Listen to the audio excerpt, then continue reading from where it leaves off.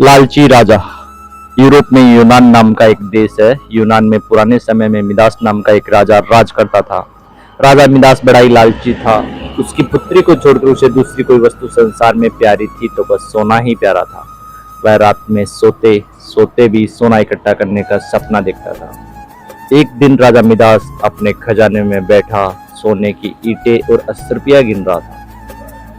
अचानक वहां एक देवदूत आया। उसने राजा से कहा, मिदास, तुम बहुत धनी हो। मिदास ने मुंह लटकाकर उत्तर दिया, मैं धनी कहाँ हूँ, मेरे पास तो यह बहुत थोड़ा सोना है। देवदूत बोला, तुम्हें इतने सोने से भी संतोष नहीं है, कितना सोना चाहिए तुम्हें? राजा ने कहा, मैं तो चाहता हूँ कि मैं जिस वस्तु को हाथ से स्पर्श करूँ वही सोने की हो जाए। देवदूत हंसा और बोला, अच्छी बात है, कल सवेरे से तुम जिस वस्तु को छुओगे वह सोने की हो जाएगी। उस दिन और रात में राजा मिदास को नींद नहीं आई। वह सुबह उठा, उसने एक कुर्सी पर हाथ रखा, वह सोने की हो गई। एक मेज को छुआ, वह सोने की हो गई। राजा मिदास प्रसन्नता के मारे उछलने और नाचने लगा। वह पागलों की भांति दौड़ता हुआ अपने बगीचे में गया और पेड़ों को छूने लगा। फूल, पत्ते, डालियां, गमले छुए, सब सोने के हो गए। सब चमाचम चमकने लगा। मिदास के पास सोने का पार नहीं रहा। दौड़ते उछलते में मिदास थक गया। उसे अभी तक यह पता ही नहीं लगा था कि उसके कपड़े भी सोने के होकर वह बहुत भारी हो गए हैं।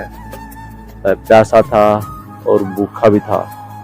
बगीचे से अपने राजघर लौटकर एक सोने की कुर्सी पर बैठ गया। एक नौकर ने उसके आगे भोजन और पानी लाकर रख दिया, लेकिन जैसे ही मिदास ने भोजन को हाथ लगाया वह भोजन सोने का बन गया। उसने पानी पीने के लिए गिलास उठाया तो गिलास और पानी सोना हो गया। मिदास के सामने सोने की रोटियां, सोने के चावल, सोने के आलू आदि रखे थे। वह भूखा था, प्यासा था, सोना चबाकर उसकी भूख नहीं मिट सकती थी। मिदास रो पड़ा। उसी समय उसकी पुत्री खेलते हुए वहां आई।